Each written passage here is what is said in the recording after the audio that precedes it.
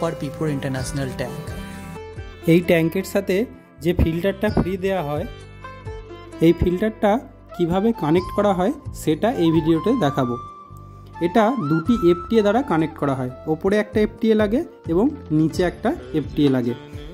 দেখুন আউটলাইন মানে যেখান থেকে ট্যাঙ্কের জল বাড়ির চারিপাশে ছড়িয়ে যায় সেই আউটলাইনে এই ফিল্টারটা কানেক্ট করতে হয়, ওপরে একটা এফটিএ ও নিচে একটা এফটিএ দিয়ে।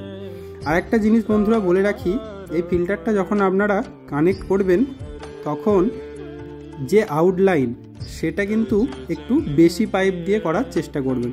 মানে আউটলাইনটা দেখুন ওপরে 1.5 ইঞ্চি বা 2 ইঞ্চি পাইপ দিয়ে আউটলাইন করবেন, তার থেকে রেডিয়েশন খাইয়ে 1 ইঞ্চি এফটিএ লাগিয়ে কানেক্ট করবেন।